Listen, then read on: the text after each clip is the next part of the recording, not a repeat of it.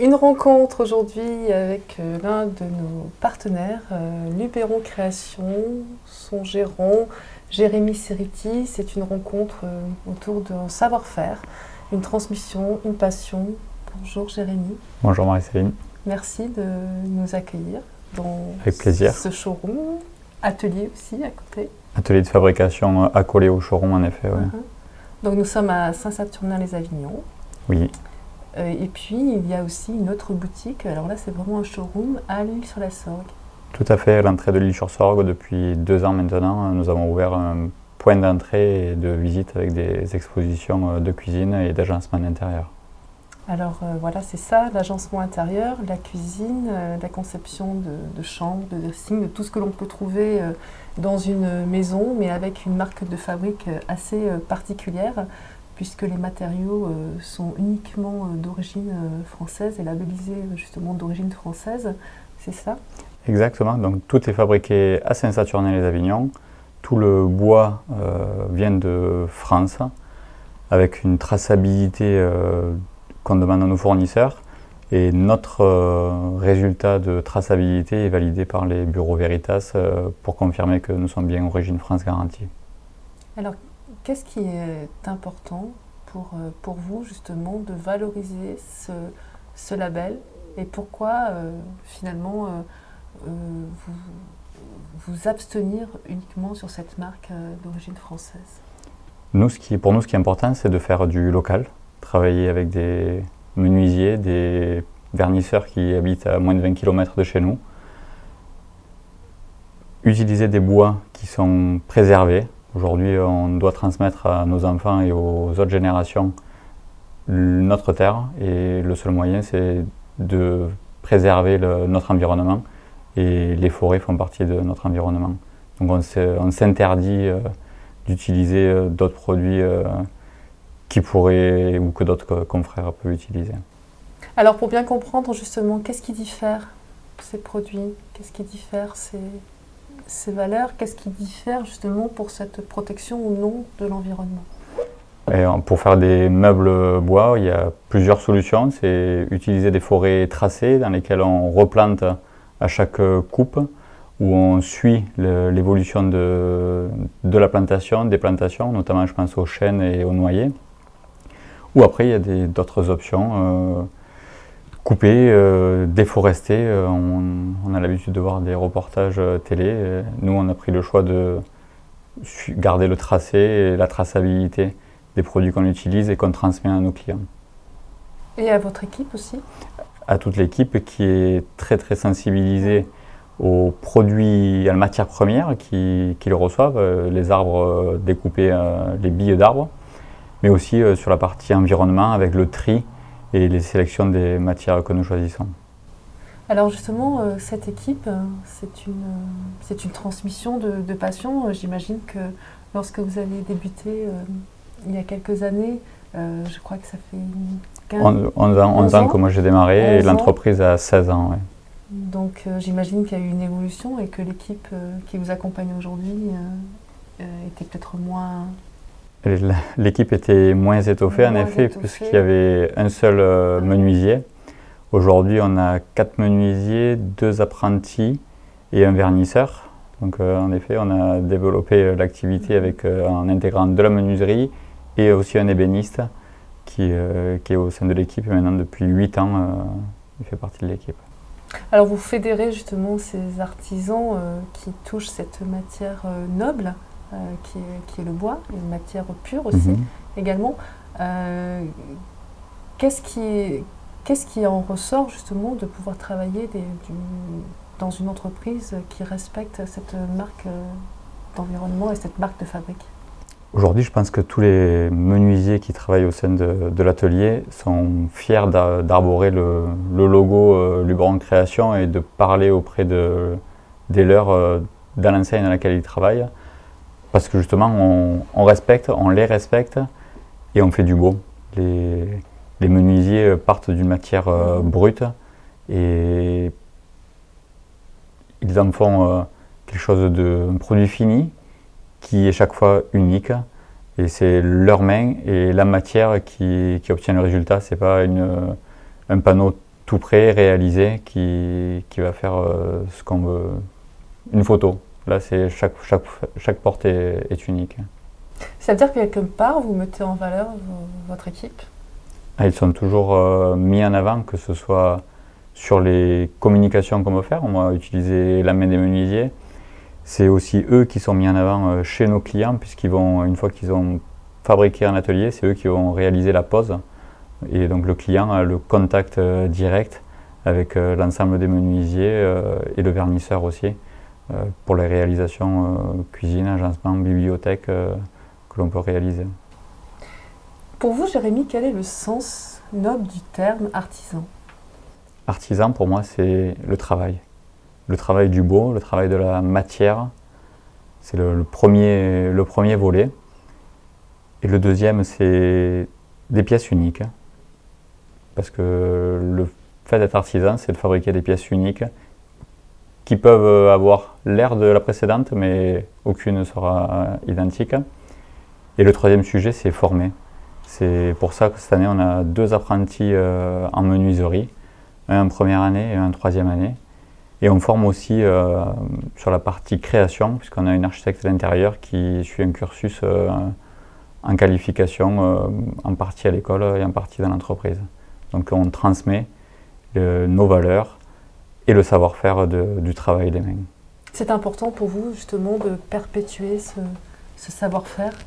Pour moi, c'est plus qu'important, c'est vital pour transmettre aux générations, un peu comme leur transmettre la terre dans le meilleur état qu'on peut leur donner. Le savoir-faire, les machines ne peuvent pas tout faire. Il faut les hommes qui sélectionnent le bois, qui assemblent les différentes pièces pour obtenir le meilleur des résultats. Et ça, seul l'apprentissage, l'expérience peuvent orienter et valider ce que le client veut. Alors concrètement, quand vous êtes avec votre équipe, excusez-moi, comment la fédérez-vous et comment transmettez-vous cette passion? Donc pour fédérer l'ensemble de l'équipe, c'est du partage. Donc partager, c'est partager le café au matin avant de démarrer la production et les départs en chantier. Je suis avec eux, on aborde la journée, et on évoque les clients qui sont en cours et les productions qu'il va falloir réaliser.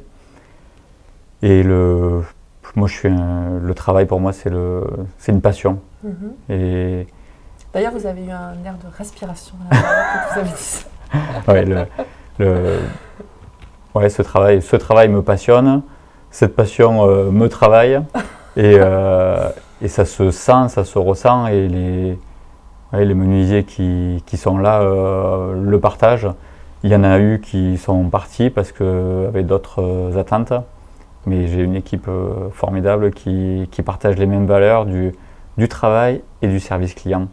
Parce que quand ils ont le client en contact, soit quand le client vient visiter l'atelier, ou quand eux vont poser, et ils sont nos porte-parole commerciaux. Et donc ils aiment ce qu'ils font. Et voilà.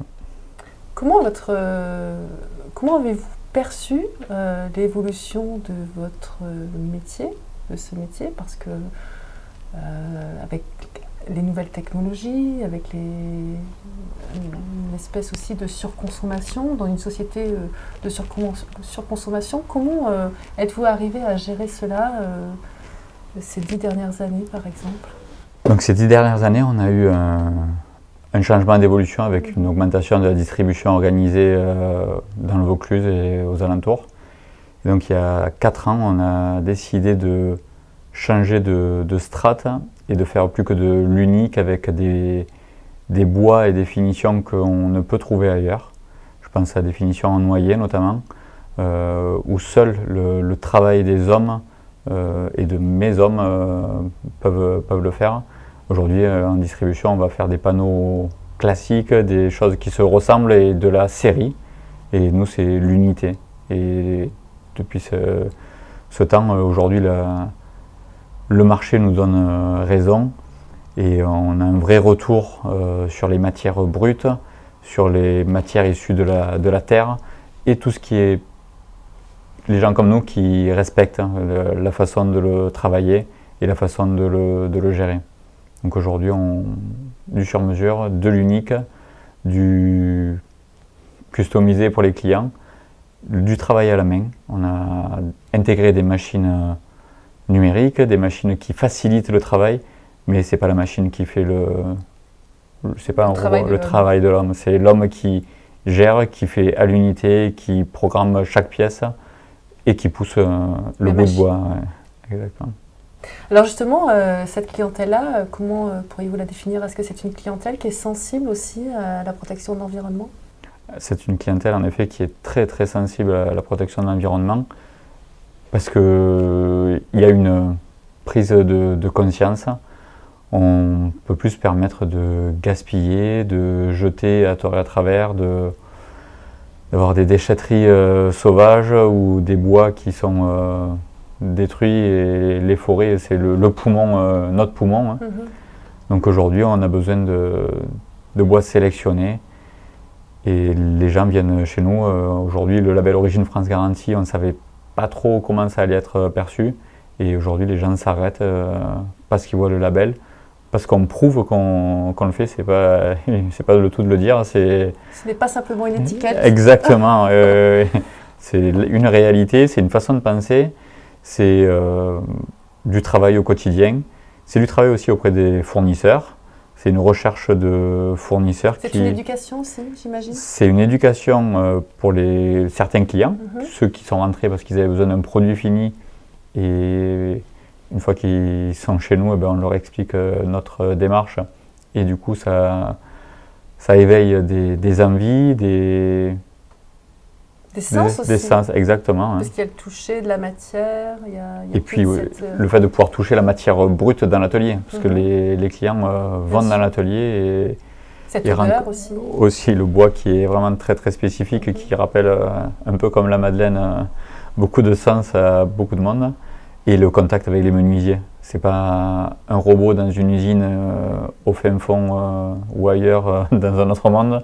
C'est les hommes qui sont ici, qui travaillent et qui ont les mains sales parce qu'ils travaillent. Alors qu'est-ce que vous diriez, en parlant de transmission d'un savoir-faire et de passion, qu'est-ce que vous diriez à un jeune artisan qui veut s'installer, ou ne serait-ce que vos apprentis que vous côtoyez tous les jours? Donc ce qu'on dit à nos apprentis, qu'il faut regarder, il faut écouter les anciens, sachant que mes anciens peuvent avoir 27 ans, donc ils sont encore jeunes, mais celui qui a 27 ans notamment, ça fait 9 ans qu'il est chez moi, il a appris le travail ici. Aujourd'hui, c'est le meilleur élément, et tellement il en est devenu chef d'atelier, c'est une belle promotion pour lui. Donc les jeunes, on leur apprend à travailler et à regarder, à sentir, un peu les mêmes sensations que le client peut avoir. On transmet la même chose aux jeunes apprentis. Donc ça, c'est le premier sujet. Et le deuxième sujet, c'est la partie finition. Pour être artisan, c'est pas juste un titre, hein. C'est faire du beau, faire du fini, pas laisser des chantiers en train. On doit aller jusqu'au bout du travail. C'est ce qu'on transmet aux apprentis. Comment pourriez-vous voir l'évolution justement de ce milieu? Est-ce que c'est une pratique en termes d'artisanat justement sur le bois?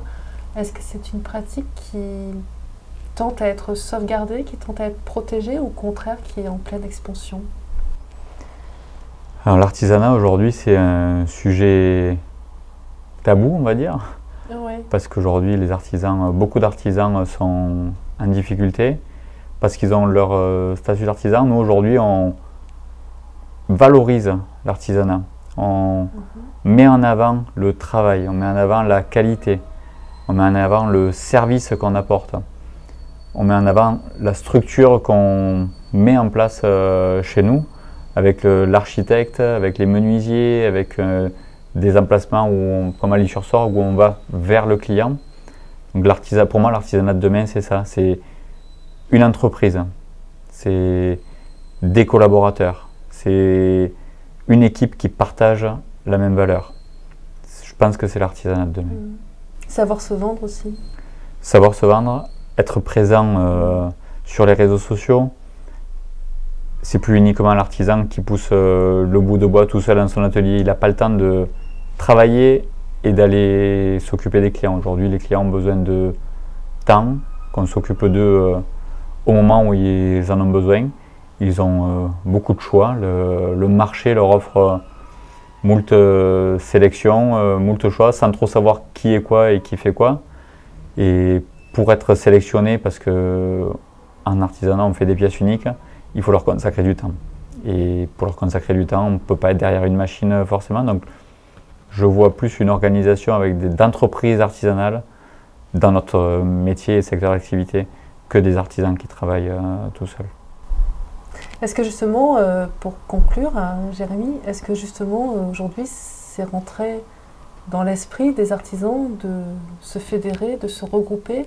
Un artisan plutôt tendance à s'isoler aussi, peut-être par peur de perdre quelque part un petit peu de son savoir-faire. Est-ce qu'aujourd'hui cette moralité a changé et on est plus dans le fait d'un regroupement? Il se passe des choses, il y a des interrogations, il y a encore des mentalités à changer, notamment que l'artisan ne doit pas se défendre, mais l'artisan doit valoriser ce qu'il fait. Et le simple fait de changer un mot, ça fait changer la vision qu'on peut avoir de nos clients. Et quand on valorise notre travail, on donne envie aux clients. Si on défend notre travail, on peut faire pitié. Et aujourd'hui, moi j'ai décidé de montrer, de mettre en avant les collaborateurs, les menuisiers et les architectes, de faire rentrer le client à l'intérieur, dans le corps de l'entreprise, pour que le client sache ce qu'on fait, comment on le fait. Et là on valorise. Et ça pour moi aussi c'est l'artisanat de demain. Et c'est une pièce essentielle à l'économie, à la vie locale, parce qu'on fait du local, il faut faire du local, on limite les déplacements et on fait du vrai service. Merci Jérémy. Merci Marie-Céline. Merci.